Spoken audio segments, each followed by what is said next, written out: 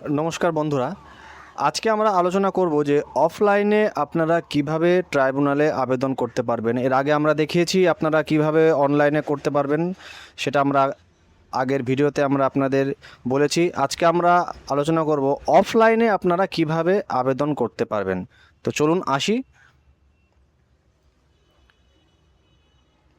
প্রথমেই দেখুন, আমি আপনার পিডিএফটি খুলে নিয়েছি।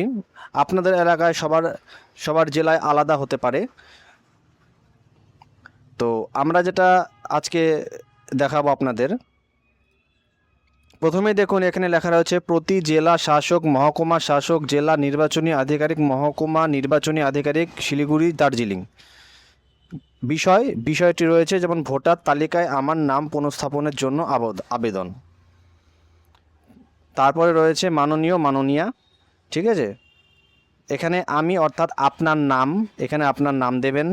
সন অফ হলে আপনার বাবার নাম, ডটার অফ হলে আপনি যদি ছেলে হন তাহলে সন অফ দেবেন, আর যদি মেয়ে হন তাহলে ডটার অফ দেবেন। দিয়ে এখানে আপনি আপনার বাবার নামটি এখানে দেবেন, আপনার গ্রাম কোথায় সেটা দেবেন, আপনার পোস্ট অফিস, আপনার থানা।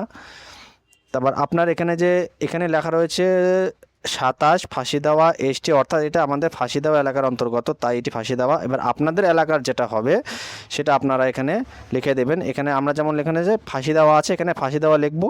পার্ট নাম্বার কত হয় সেটা আমাদের এখানে যেমন রয়েছে 27, 26, 25। এবার আপনাদের এরিয়া যেটা হবে সেটা আপনারা দেবেন। তারপর আপনাদের এপিক নাম্বার যেটা, অর্থাৎ ভোটার কার্ডের নাম্বার যেটা, সেটা আপনারা এখানে দেবেন। তারপর এখানে রয়েছে এত বছর যাবৎ উল্লিখিত ঠিকানায় একজন স্থায়ী বাসিন্দা আপনার সদয় বিবেচনার জন্য এই আবেদনটি পেশ করিলাম, ঠিক আছে। তারপরে নিচে দেখবেন লেখা রয়েছে এখানে ভারতের মাননীয় সুপ্রিম কোর্টের WPC নাম্বার 1089/2025 প্রদত্ত নির্দেশ অনুসারে এখানে যে ড্যাশটি রয়েছে, এখানে কোন তারিখে যে আপনার যে লাস্ট যে 23 তারিখে যে প্রথম যে ভোটার তালিকা যে যে মানে যখন আপনাদের যে লিস্টটি বেরোয় সেই সময় যে নামটি আপনাদের ডিলিট করা হয়েছিল সেই ডেটটি এখানে এখানে লিখবেন, ঠিক আছে। তারপর এখানে রয়েছে যে SIR নোটিশ মোতাবেক আমাকে যে কারণে শুনানিতে ডাকা হয়েছিল, অর্থাৎ এখানে আপনাদের যে SIR-এর কারণে যে আপনাদের ডাকা হয়েছিল সেখানে আপনাদের সেই কারণটি এখানে আপনারা সেখানে লিখে দেবেন। আপনাদের কারণ যেটা ছিল আপনারা সেখানে আপনাদের কারণটি এখানে সুন্দরভাবে এখানে আপনারা লিখে দেবেন, যেটা আপনাদের সেই স্লিপের মধ্যে রয়েছে। আমি জন্মসূত্রে একজন স্থায়ী নাগরিক, এটা যা রয়েছে ঠিক হয়েছে। আমার বিনীত প্রার্থনা বিষয়টি পুনর্বিবেচনা করা হোক এবং আমার নাম ভোটার তালিকা অন্তর্ভুক্ত করা হোক। আমি নিম্নে উল্লিখিত আমার ভোটার লিস্টের নামটি পুনঃস্থাপন চাই, ঠিক আছে।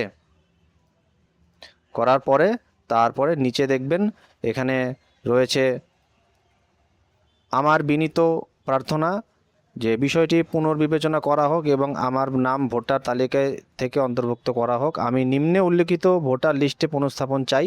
আপনার গ্রামের নাম দেবেন, আপনার পোস্ট অফিস, আপনার থানা, আপনার জেলা, আপনার যে কনস্টিটিউশনসি যে অ্যাসেম্বলি যেটা হয় সেটা আপনারা এখানে দেবেন, পার্ট নাম্বার অনুসারে লিখে দেবেন। এখানে আপনার সই করবেন আর এখানে আপনার পুরো নামটি লিখবেন। আপনার যেটা পুরো নাম সেটাই আপনি লিখবেন, আর স্বাক্ষরেও এখানে আপনি আপনার পুরো নামটি দরকার হলে প্রয়োজন পড়লে লিখে দেবেন। এখানে অ্যাটাচ ডকুমেন্ট রয়েছে, অর্থাৎ এখানে আপনারা কী ডকুমেন্টস দেবেন, এখানে 1 আর এখানে 2, দুটো রয়েছে। আপনি চাইলে এর সঙ্গে আরও 3-4টি ডকুমেন্টস আপনারা অ্যাড করে দিতে পারেন। আপনার যেমন আধার কার্ড, ভোটার কার্ড, বা আপনার 2002 সালের বা আপনার পরিবারের বাবা মার 2002 সালের যে লিস্ট রয়েছে সেটি দেবেন। তার সাথে আপনাদের যে ভোটার তালিকা থেকে যে লিস্টটির নাম কাটা হয়েছে সেই পেজটি একটি জেরক্স করে সেখানে একটি মার্ক করে সেটার সঙ্গে অ্যাটাচ করে আপনারা দেবেন,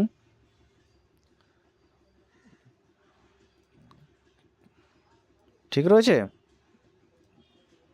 তারপর দেখবেন এখানে আপনাদের পার্ট নাম্বার কত, এখানে এপিক নাম্বার, এখানে আপনাদের মোবাইল নাম্বার, দুটো মোবাইল নাম্বার, ডেট, যত তারিখে জমা দেবেন, আর এখানে প্লেস,